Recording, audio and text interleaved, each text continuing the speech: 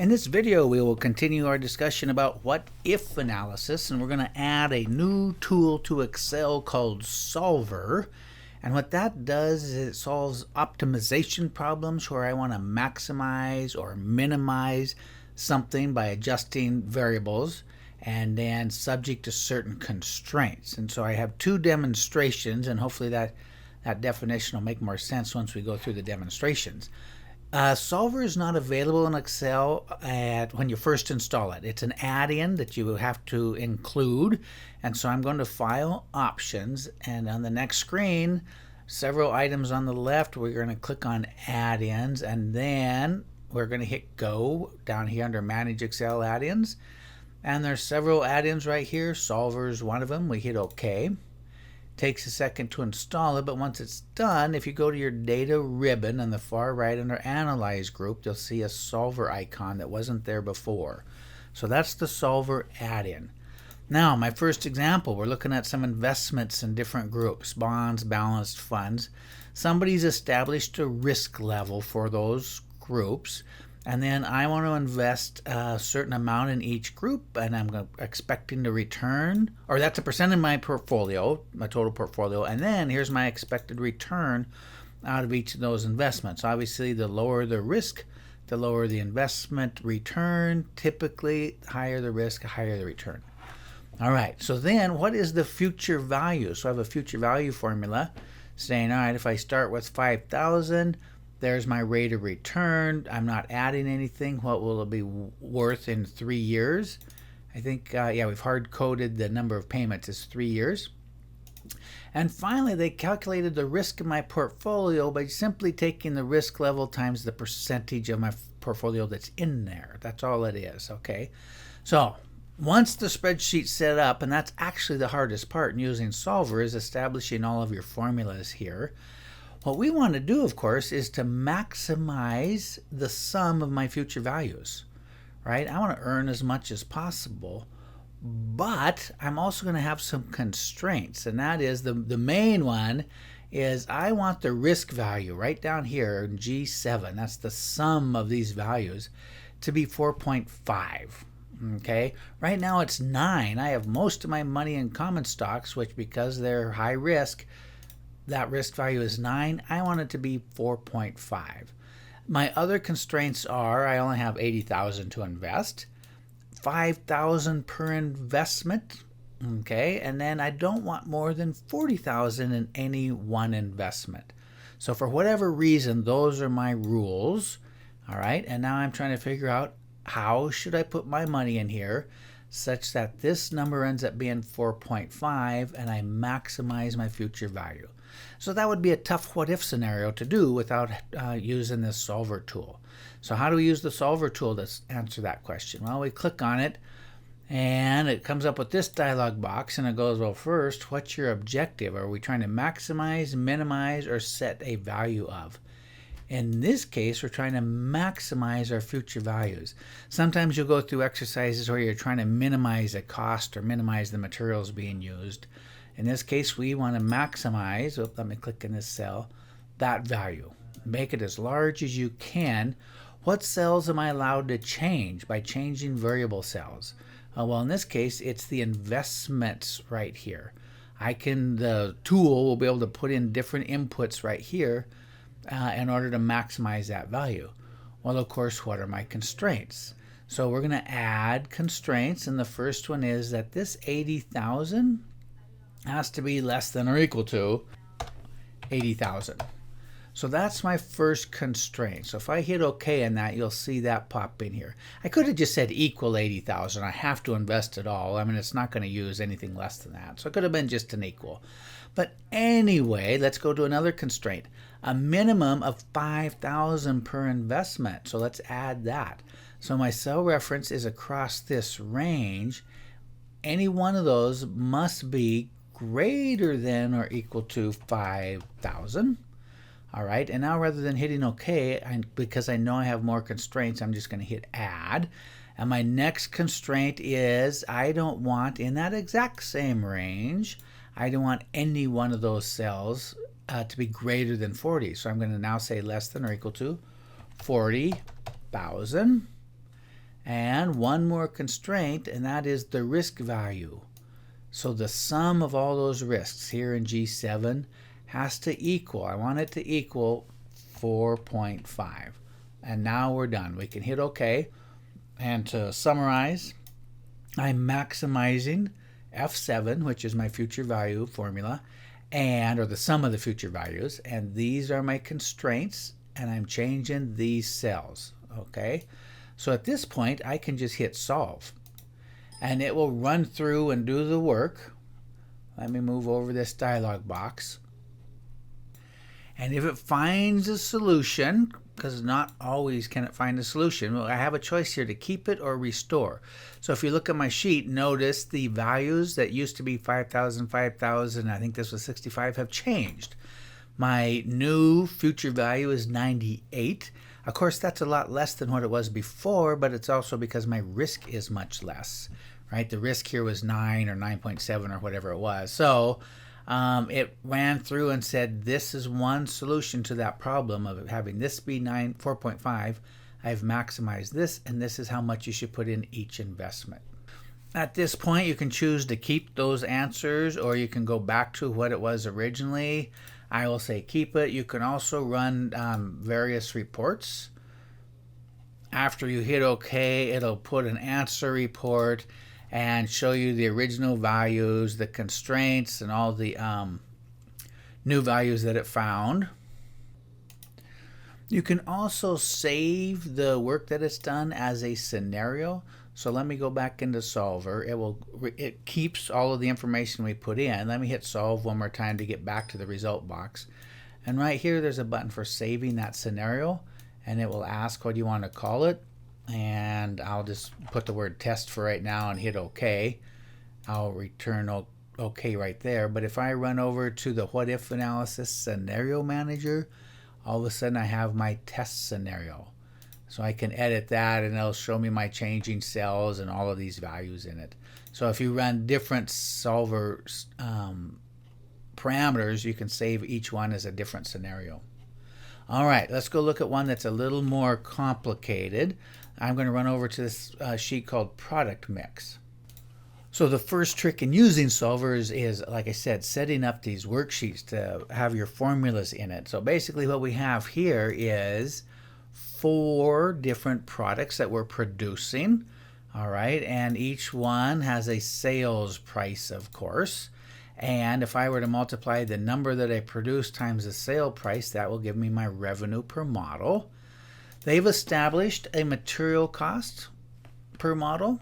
And so obviously this bike is less expensive and we sell it for less. Then the manufacturing cost per model. So each bike gets progressively more expensive, but it also generates more revenue. So in yellow, we are trying to is our current product mix. These are how many of the bikes we currently produce. And then right here under current is the total, the sum of all of that, of how many we're selling. And then the total revenue. And we haven't played with sum product very much in this course, but what it basically is I'm taking this blue box up here and multiplying it by the corresponding cell in the red box and then adding that together. So in other words, it's 159 times 1,000 plus 118 times 1,800 plus 140 times 2,400. That's what the sum product function's doing for us. So adding up each of those will then give me my total revenue. How about my material cost? It's the same thing. I'm taking how many bikes we're producing times the cost of each bike. And finally, the manufacturing cost. And the total fixed expenses are just going to be fixed no matter what I do. So that's our current production. What we're trying to figure out is I want to maximize my revenue. Well, what would be the right mix of products in order to do that? If I wanted to maximize my revenue, what's my right mix of products? Now, we do have some constraints, and one of our constraints is that our factory is only capable of producing 570 bikes. Okay, so whether it's the current or the optimal, 570 is it. Now, it's just a matter of which bikes should we produce that maximizes our revenue. Okay, that's one constraint. The second constraint, let me move over here to the right a little bit. And this is kind of interesting. So they have a list of all their parts, And then for each model of bike, they just put a 1 or a 0 if that bike uses that part. That's it, 1 0 1 1 0 0, meaning these two bikes use the aluminum frame, these two bikes don't. But then of course those two use the carbon frame. So it's just a matter of ones and zeros. And then down here is the list of their inventory. Okay, so how many bikes are used? Well, this is just that sum product function again. So basically what it's doing is taking this red box over here, right? The fact that I sold 118 and I'm multiplying it by 1, and then I got 154 times 1. I'm adding those two together. 123 times 0 because it doesn't use that frame, and 175 times 0. So basically that sum product feature is then adding up the 118 plus 154 equals 272. So for every part I can show how the products are being used, and this of course is just a number that represents my inventory. And obviously when I come up with my mix of products, I have to make sure I don't use more parts than I have. So the remaining has to be greater than 0, right? 0 or greater. So that's another one of my constraints. So hopefully you understand what's going on in the sheet. Now let's use Solver to say maximize the revenue. Now before I do that, one more thing you need to understand is I have a current product mix, and of course these formulas are representing all the current values. These formulas in green are the exact same formulas except they're grabbing from the optimal product mix. And so we are going to use Solver on our green cells so that we can compare the optimal to the current.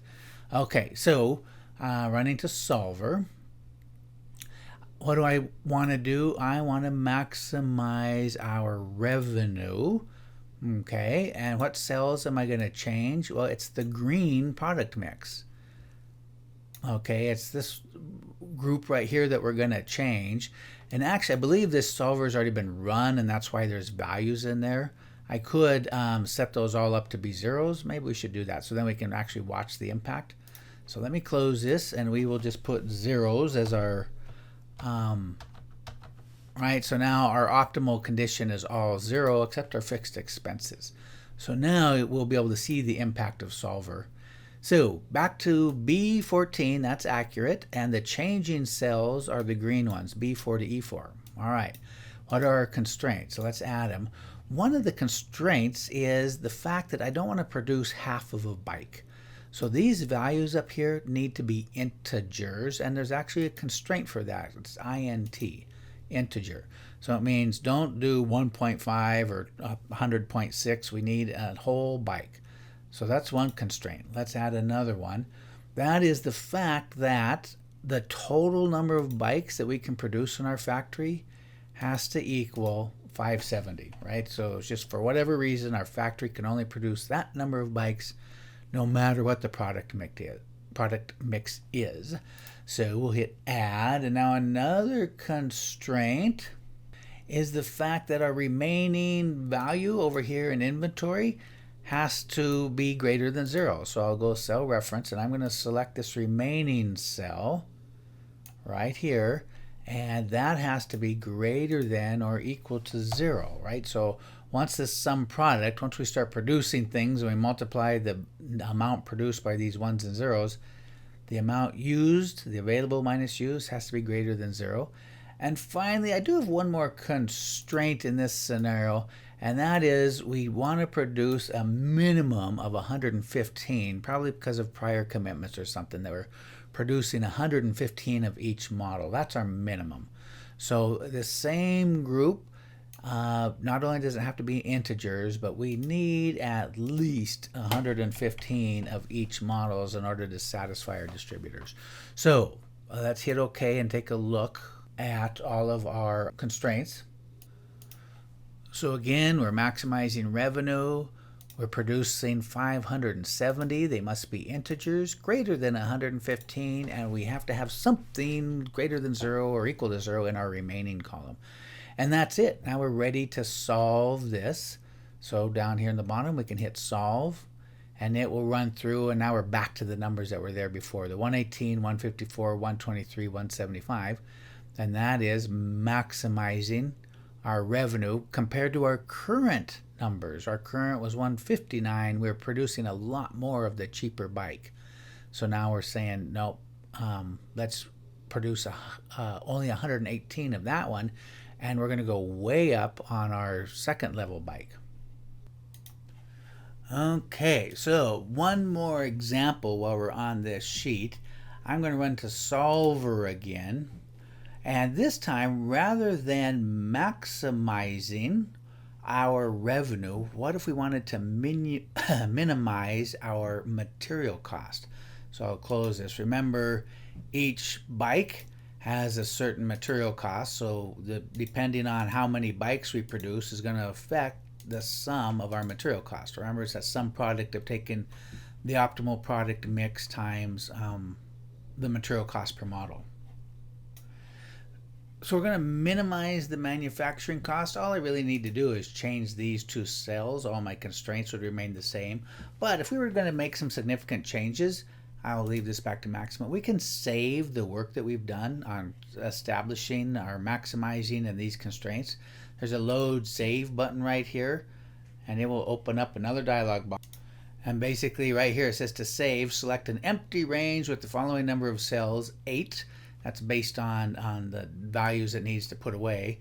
And so let's just collect this, or select on A20, we'll hit save, and it puts all sorts of numbers. The fact that we maximize the revenue, I can't remember what the 4 is for, but anyway, that it met all of its constraints, and then it has some array of numbers. The bottom line is, if I want to get back to this solver scenario, I can then load, and it's going to ask me to select that range, and it will now load up the solver again. But in our case, let's go ahead, and this time we wanted to minimize, and the cell that we want to minimize is our material cost. So I'll back out of that, and the total material cost. So I want to minimize that value right there. Given the same constraints, I'm going to change the numbers that we produce, but I still have to produce 570, 115 minimum for each bike.